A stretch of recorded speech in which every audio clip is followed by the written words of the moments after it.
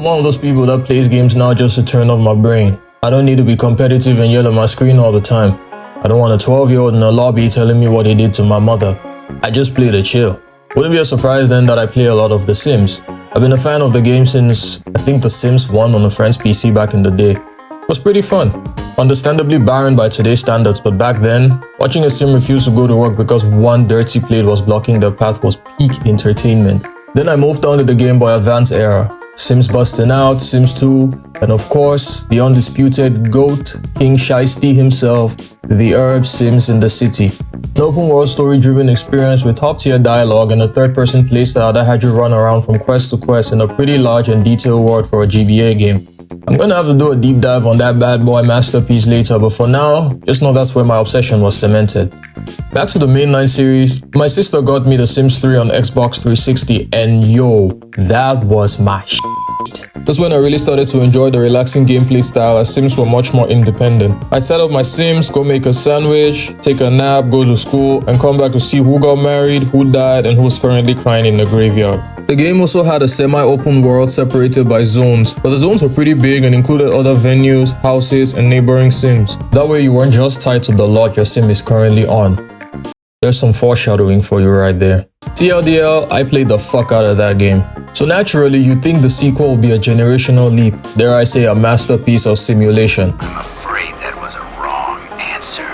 The Sims 4 dropped in 2014 with a fuck ton of missing features from the previous games. No swimming pools, no cars, every venue was a rabbit hole. Bruh, they even removed the toddler stage, so babies were basically furniture. You just have a little creature in a blanket and then it'll morph into a fully grown child after like 3 in-game days. They took out the open zones in favor of these bum-ass worlds, and I use that word very loosely. That were actually just glorified hallways with loading screens between everything. Visit a neighbor, load screen. Go to a restaurant, load screen. Load screen, load screen. Dog, even to go to a lot across the street, there was a load screen. Good lord, the map didn't even have color on release. Look at this thing. It looks unfinished. And I say so because this is what it looks like now. The creator sim was also missing a lot. The color wheel was gone, layering clothes was gone. It had really few cosmetic options in general. And I'm one of those people to excuse a lot of shit. The game's engine was clearly updated from the previous, and I understand it must be difficult for developers to add a lot of content into an engine they're still just figuring out. So I assumed maybe they'll add more content as time goes on, right? No. EA's solution to this hollowed out shell of a game? Well, they'll patch everything in and add all the missing content, but you gotta pay though. Just send your cash. This game is just DLC hell.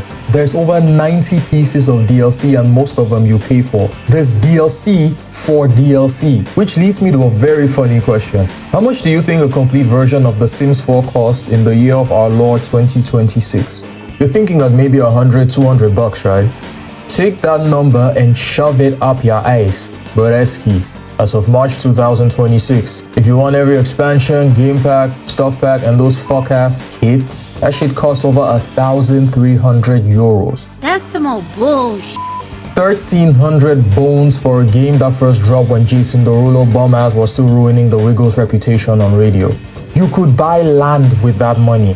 And then the thing that pisses me off even more is every DLC is just pure slop. All of them, whether compared to the previous ones, feel so lackluster to play.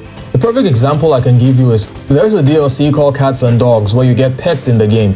Sounds fine enough. But on brand for The Sims 4, there's less content than in The Sims 3. In this game, you only get the cats and the dogs. While in The Sims 3, there were even horses and bunnies, I think. Whatever. They then later released another DLC called My First Pet Stuff to cover up for some of what was missing in the Cats and Dogs DLC. What? And then a couple years later, they released another DLC that introduces horses to the game. So now you have to purchase at least 3 different 30 to 40 euro packs, each worth of bullshit, to have a complete experience. And then it still feels half as complete as The Sims 3. I didn't even think I'd talk about how bug-ridden this fuck-ass game is as well. You'd think for the price of a high-end gaming PC, after all this time, the numbnuts at EA would make a game that actually works. But no, they just keep shoveling more lame-ass content into the engine with a foundation that's surviving on 3 toothpicks, a safety pin, and gum. Bruh, we're dealing with 11 years of spaghetti code. I've seen Sims stand in front of the fridge for 3 hours contemplating the meaning of life while their bladder is about to burst. Sims fans will play a game where their character forgets how to pee because the chair is slightly rotated, but then talk shit about Inzoi, another new life simulation game in early access because their shaders aren't realistic enough. When Inzoi dropped into early access last year, the Sims Defense Force went on a full crusade. They were really out here bashing the devs because an early access indie project didn't have as much content as a game that's been milking its players for 12 years. The delusion is astronomical. They would rather pay $5 for a Goth Galore kit that adds 2 chairs and a rug than admit EA has been wagging its schlong in their face. You know, this actually brings up my second point. I hate the Sims 4 community. The Sims 4 fan base has some of the most dedicated shills I have ever seen in my life. It is a level of Stockholm Syndrome that needs to be prayed against. They rival FIFA fans with how ready they are to bend over and spread it all for EA. I genuinely cannot fathom how some of these people are okay with the state of the game. And of course, the company making hella bands of their naivety and baseless pride is never going to change because people keep paying for their bullshit. With how ready they are to financially cripple themselves, EA just keeps pumping out more slop. And they're so quick to defend the game when you're calling out its problems. Like, dog, what are you defending? EA is not letting you hit, bro. But to be fair, there's a lot of good to the game. I still like launching because of how easy it is to pick up and play. An advantage that comes with the live sim genre. It's probably the game I return to the most lately. Well, this and another demon we'll discuss about later.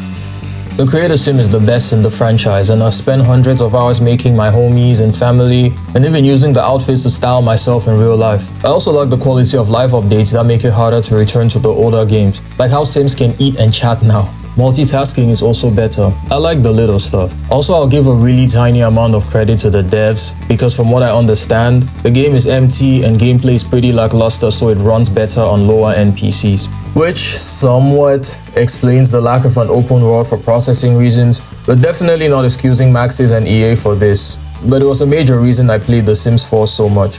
Despite my undying hate for the game and the circumstances around it, I've had the same save file since 2019. And the first high-end PC I got was in 2025, so for the longest time I could only play games that would run on a toaster, and The Sims 4 always came in clutch. In my honest opinion, it's one of the few objective things I would say I prefer about The Sims 4 over Inzoi. On medium settings, Inzoi specs would turn your low-end PC into a neutron star.